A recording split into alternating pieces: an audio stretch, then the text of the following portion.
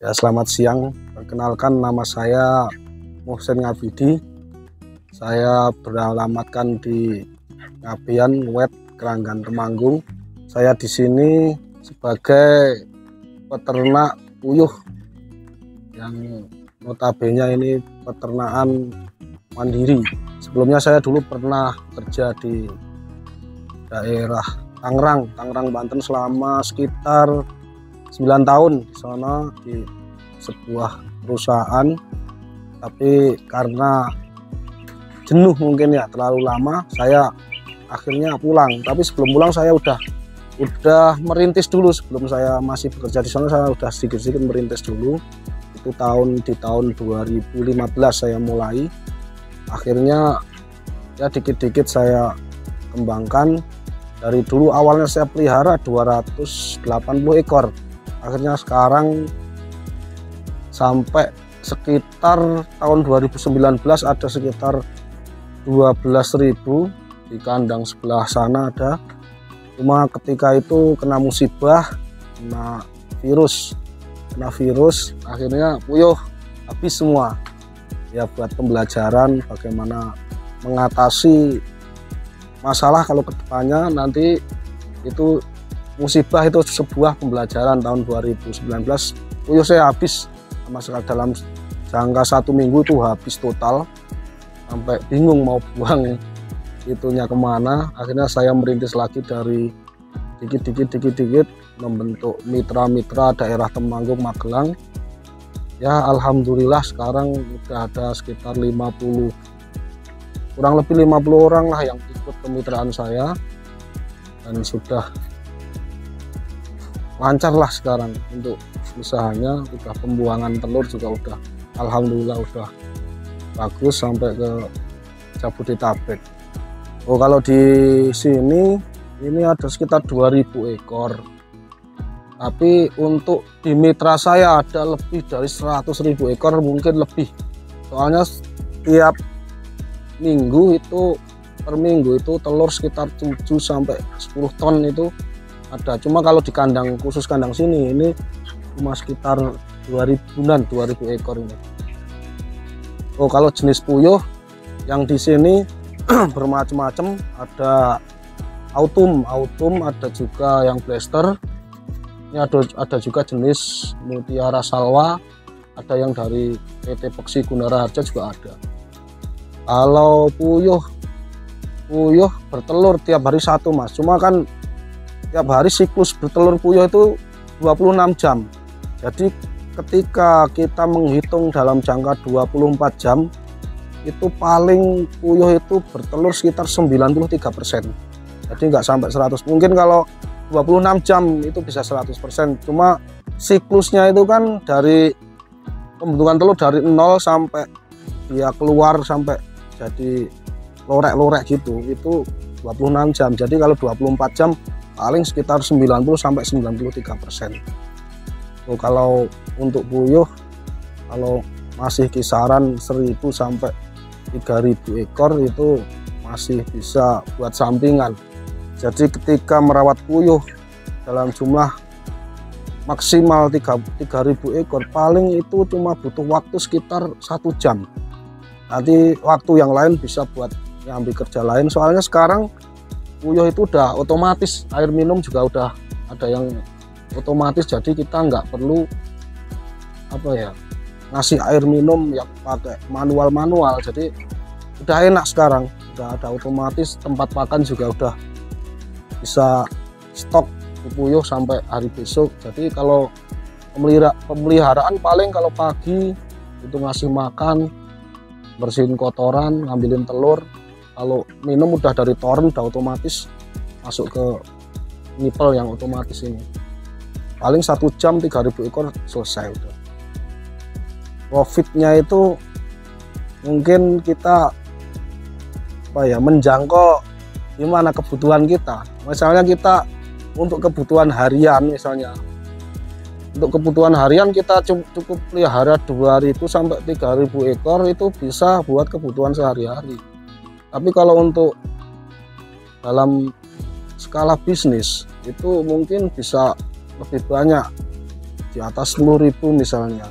Cuma kita terkendalanya mungkin kalau mandiri tidak ikut mitra, mungkin itu kita kesusahan untuk menjual telurnya.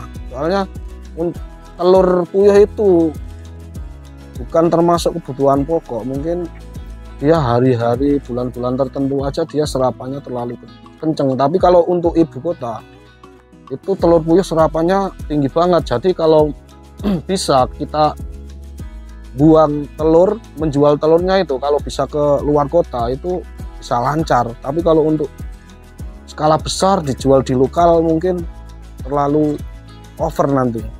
Jadi bisa kalau skala bisnis nanti bisa menggandeng bakul-bakul telur, misalnya pengepul yang lebih besar buat kita kerjasama dalam menjual telur. Kemungkinan pembeli telurnya itu, pengepulnya itu juga udah menyediakan pakan. Jadi tiap minggu kita nggak usah bingung mikirin jual telur kemana, soalnya udah ditanggung sama itu pengepul telurnya. Kalau profitnya mungkin harian lah, misalnya 1000 ekor kita hitung, ini kita hitung dari hasil telur aja 1000 ekor misal 10 kilo di harga rata-rata misalnya sekitar 30.000, kita sehari 10 kilo kita dapat 300.000 omset, dipotong pakan setengah sak 25 kg sekitar 200.000. Paling sehari kalau 1000 ekor kisaran antara 70.000 sampai 100.000 itu bersih bisa kepegang. Kalau omset dari pakan itu saya seminggu satu red itu sekitar 8 ton dari pakan aja. Omset itu dari pakan seminggu satu red, berarti sebulan sekitar 24 ton untuk 8 kali 4 ya, berarti 32 ton sebulan untuk pakan. Untuk telur puyuhnya, untuk yang di kandang sini aja ini paling sehari itu sekitar 20 kilo untuk khusus kandang ini aja. Ini 20 kilo yang untuk yang mitra yang lain itu sekitar kalau seminggu itu sekitar 7 sampai 10 ton itu, kalau sebulan berarti sekitar 28 sampai 40 ton itu untuk telurnya aja. Belum lagi nanti kalau dihitung susah, omset kan banyak, ada kotoran kan juga punya harga nanti, ini diambil dari petani. Belum lagi nanti kalau yang ada dia di jalur misalnya kombinasi ke perikanan, kotoran buat dikasih ke makan ikan itu mengurangi modal buat beli pakan untuk ikannya. Jadi kalau dihitung, kalau misalnya kotoran itu susah kalau dihitung ya, kalau kotorannya berapa ininya. Cuma kalau puyuh udah kelihatan. Kalau omset itu omset dalam bentuk barang aja ya. Kalau misalnya ini hitungnya susah itu. Paling telur sebulan sekitar 30 sampai 40 ton.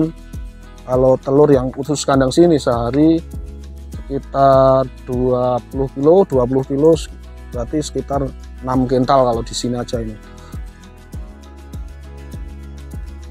Kalau kendala ini yang paling susah itu, paling besar mungkin kemarin pandemi ya. Pandemi, jalan ditutup, pasar ditutup, itu kita penjualan ya agak kesusahan. Jadi ya harus putar otak gimana caranya biar telur itu keluar nggak busuk. Kita harus kerja keras untuk penjualan. Terus kendala yang lain mungkin penyakit juga bisa. Penyakit banyak sekali, ada virusnya, virus NT, virus flu burung ada. Itu mungkin antisipasinya ya vaksinasi, terus kebersihan kandang nanti. Jadi kita harus hati-hati kalau ini.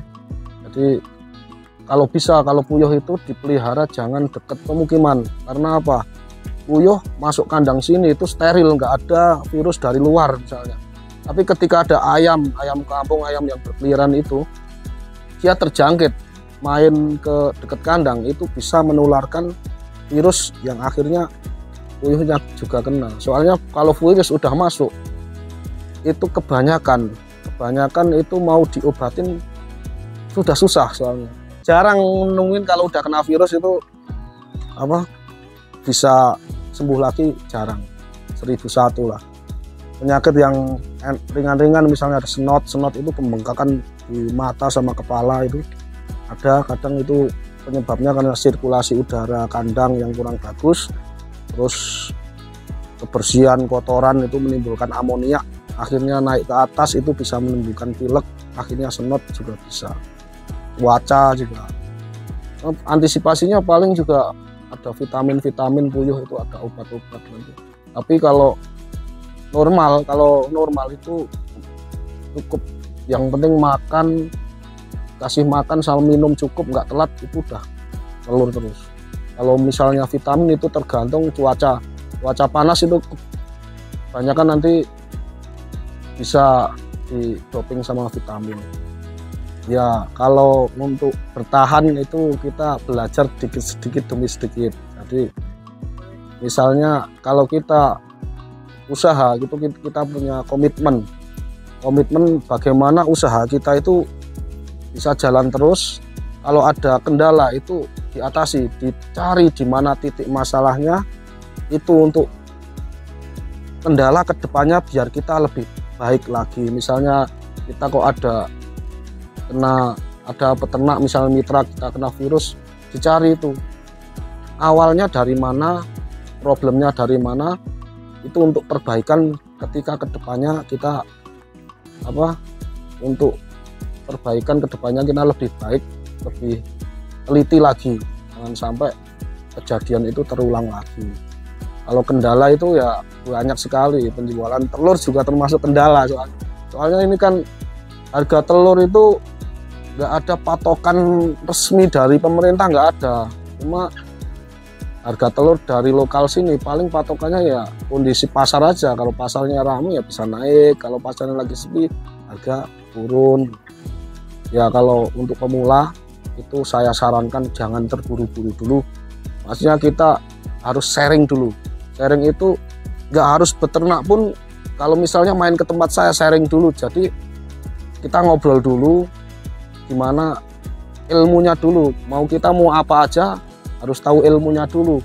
Tahu-tahu beli bibit di kandang nggak tahu ilmunya, bubar semua nanti. Jadi kita sharing dulu, misalnya konsultasi punya modal berapa, mau di segmen mana yang mau diarahin. Soalnya gini, puyuh itu misalnya di sini, ketika di sini itu penjualan pasar itu kiloan ya. Jadi kita arahin peternak itu untuk peternak puyuh dengan ukuran yang besar. Jadi nanti telurnya lebih besar, bobotnya ada. Nah itu kan kiloan ya. Kiloan kan nggak ngaruh mau besar mau kecil, kan yang penting ditimbang. Itu kita arahkan yang puyuh yang besar. Jadi nanti ngejar bobotnya juga bisa, pakan lebih boros sedikit tapi bobot telurnya jangan sampai kita di sini kiloan tapi kita spek puyuhnya yang kecil. Nanti telurnya juga kecil, ketika di kilo itu isinya banyak. Misalnya pelihara 1000 ekor, 1000 ekor per butir isi misalnya 90 sampai 100, nelur 90%, kan cuma 10 kilo. Nah ketika kita melihara puyuh yang besar yang telur isinya cuma 80 butir per kilo, itu kita 80 butir pun udah 10 kilo. Jadi kalau misalnya 800 butir udah 10 kilo, misalnya nelur 900 butir itu bisa 11 kilo. Nah 11 kilo lebihannya sekilo dari yang puyuh kecil tadi, itu kan udah termasuk income ini. Jadi kita juga lihat spek juga. Kalau misalnya kita pelihara puyuh di daerah yang penjualannya butiran, misalnya Semarang, Boyolali, Pati, Demak, itu kan butiran, kita pelihara puyuh yang kecil. Soalnya butiran nanti telurnya kecil, efisiensinya pakannya lebih irit. Kalau untuk pemula itu saya sarankan konsultasi dulu. Kalau misalnya permodalan itu tergantung kita yang arahin, dia mau gimana. Misalnya mau pelihara dari yang habis netes kan murah, paling harga sekitar 2000 sampai 2500 ekor itu udah betina semua jaminan. Nanti dibesarin kan ada lebih ngirit, kita ajarin semua. Jadi kita ajarin gimana caranya brooding itu pembesaran, itu kita ajarin biar dia tahu. Kalau misalnya kok modalnya ada, ya siap telur juga bisa kita kirim yang siap telur. Itu tergantung, yang penting sharing dulu. Jangan sampai itu salah sasaran, modal udah dihambur-hamburkan tapi targetnya itu nggak ada, soalnya belum tahu ilmunya. Ya kalau motivasinya yang penting ulet aja, jangan pantang menyerah. Pokoknya ada masalah hadapi. Jangan sampai kita ada masalah dikit kita kendor mundur. Soalnya ketika usaha, namanya usaha di bidang apapun pasti ada, ketika ada kalanya kita di bawah, ada kalanya di atas. Tapi ketika di atas kita jangan jumawa, tapi pas di bawah kita harus berusaha bagaimana kita bangkit. Jangan sampai cuma ada masalah dikit itu nanti kita misalnya kerugian, misalnya kok minus, ya nggak apa-apa, itu sudah kita pernah untung ya kita minus, ya kita jalanin aja. Kalau kita udah minus mundur, nanti kita minusnya itu nggak bakalan balik. Jadi harus tetap konsisten aja. Saya dari tahun 2015 sampai sekarang itu alhamdulillah ya jatuh banget, tak jalanin aja. Dari saya sekian, wassalamualaikum warahmatullahi wabarakatuh. Jangan lupa subscribe ID Peternak